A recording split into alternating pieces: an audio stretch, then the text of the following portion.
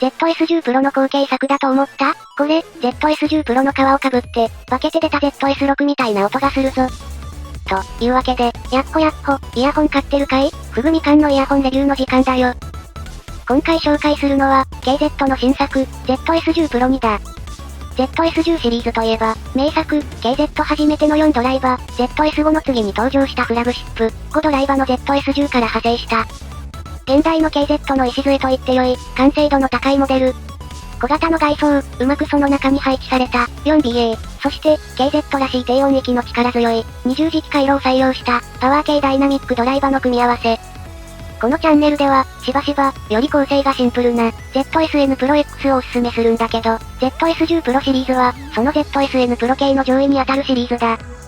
取り回し、価格、性能のバランスに優れた、このシリーズは、たびたび、KZ のマルチドライバーを最初に触るなら、これ、というポジションで、名前の出てくるイヤホンでもある。一年ほど前に、ZS10 Pro X が発売。これは、BA 構成が大きく変わったバージョンではあるものの、設計思想は、ベースになった ZS10 Pro に近く、サウンドとしても、若干完成度が高まった、アップデートバージョン、という立ち位置だった。対して、今回の ZS10 Pro には、2のナンバーが与えられていることからもわかる通り、ZS10 Pro X よりも、大幅な変更が加えられているぞ。ZS10 Pro 2が、それ以前の ZS10 Pro と違う点、それは大きく分けて、4つ、まず1つ。ZS10 Pro シリーズの象徴とも言えた、10mm の20磁気ダイナミックドライバーが、KZ 内部のドライバ更新によって、現在押し出されている、超低磁気ギャップドライバーに変更になっている。10mm 20磁気ダイナミックドライバーシリーズは、2019年から22年までの KZ の方向性をはっきり固めたモデルで、とにかく、狭い空間にギチギチに満たされる、パワー系なベース、そしてベースよりもなお強いサブベースが特徴的なダイナミックドライバーだ。実際、今回の ZS10 Pro 2の前のモデルである、ZS10 Pro X は、低音域の量感に特に優れ、なおかつ、4BA で高音域側の明瞭感も損なわない、という、ZS10 Pro 系ならではの、パワフルさと高音域のキレを両立した一本で、てっきり、今回もこの傾向で来るのかと思ってた。現行品は前世代の20磁気ダイナミックドライバーよりも、全体のバランスを重視し、中高音の解像度などを高めたもの。最近発売されたモデルたち、EDX ライトと EDX Pro X の1ダイナミックドライバーモデルに採用されていることが確認される世代のものだと思われる。また、ZSN Pro 2に採用されているダイナミックドライバーとも同じ世代のものと思われるぞ。BA ドライバーも、ZS10 Pro X からさらに変更されている、BA ドライバーの配置も変わっているので、全世代モデルをお持ちの方は比較してみると面白いぞ。つまり、ダイナミックドライバーと BA、両方とも ZS10 Pro、および ZS10 Pro X の先輩モデルたちから変更されている。ダイナミックドライバーまで変わっているので、結構この時点で別物だと評価されそうなんだけど。ZS10 Pro 2には、ZS10 Pro 初代や X と比較して、全別物になる要素がもう2つ入っているな。一つは、背面の開放度が大きく上がったこと。どちらかというと、同じ KZ の背面開放8ドライバーモデル、KZZAX に近い感覚を受けるデザインとなっている。ちなみに、メッシュ開口部はダミーではなく、きちんと覗き込むとドライバーの影を確認することができるぞ。さらに、最近の KZ ではよく見かける、4スイッチの音色調整システムが入ってる。KZ のスイッチは、初期のモデルだと、あまり音の変化を感じれない、極めて小さな低音域側の調整を行うためのものだったんだけど、現在は、高音と低音をそれぞれ調整できる、より進化したスイッチが入っている。ZS10 Pro 2には少し極端な高音域部分が存在するため、より多くの人に対応させるためには、悪くないパーツなんじゃないかな。というわけで、ZS10 Pro には、前世代モデルに比べると、大きな変化が4つ。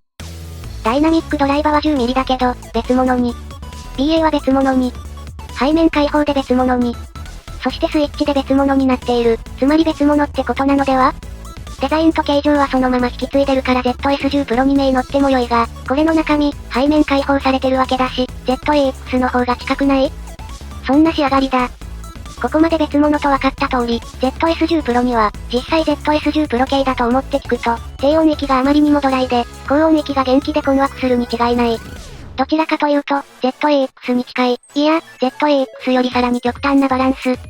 ああ、この音聞いたことあるわ。お前 ZS10 Pro の顔してるだけの、地獄の底から蘇った、ZS6 の亡霊じゃないか？非常に高音がドライで、低音域は必要十分な印象。最近の KZ とも一昔前の KZ とも、違うターゲットを持っている一本だ。ZAX よりも BA 数が少ないためか、より割り切った、一部がしっかり主張してくる高音域は、初期ロットの ZS6 を思い出さざるを得ない。まさか、7年ぶりに ZS6 の乗り換え先が登場するとは。さらに、今回はスイッチもついているので、高音域側のピークを抑えたい時には、スイッチをオフにしてやるだけで事足りる。また、ZS6 は表面加工がまだ未熟で、そこら辺にぶっつけるとすぐにアルマイトっぽい処理が剥がれまくっていったんだが、今回の ZS10 Pro には衝撃にそこまで弱くはない。ガンメタリックの鏡面仕上げなので、擦り傷などは気をつけないと増えていくので注意。表面の仕上げは、Z80 なんかに近い印象だな。それから、うちのチャンネルでも取り上げたんだけど、KZ の内部配線がどうやら変わっている問題。ZS10 Pro 2では、主要経路は従来型、スイッチに接続される一部が、ビニール被膜のものとなっているようだ。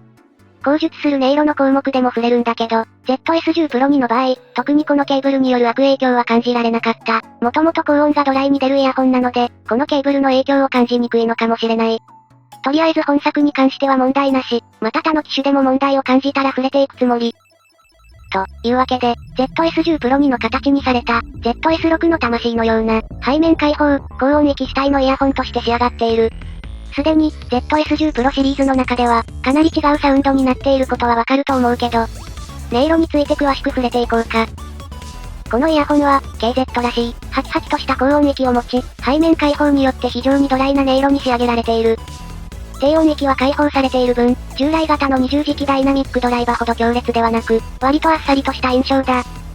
特に、ZS10 Pro には、密室の中で耳元でうごめくゴリラめいた、超近距離超圧力系低音域だったんだけど、今回の ZS10 Pro には、開放感やドライさ、高質さに焦点を当てたモデルになっていて、従来の ZS10 Pro シリーズのようなエネルギッシュさとは違うクールな一台になっているぞ。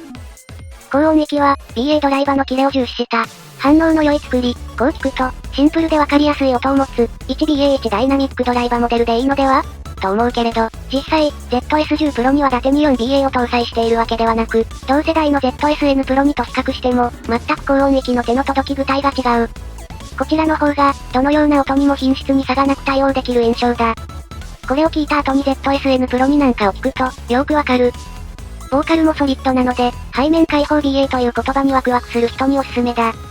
最近の密閉型 KZ は、ボーカルに対しても対応力が高く、ウォームな音を出すことのできるイヤホンが連続していたんだけど、今回の ZSN10 Pro には、それらの資産をぶん投げた、超ドライ系に仕上げている。低音域は背面開放のおかげで、かなりドライかつ細いものになっている。いや、平均値は超えているんだろうけど、KZ 系のイヤホンとしては、低音域は非常に控えめなものだ。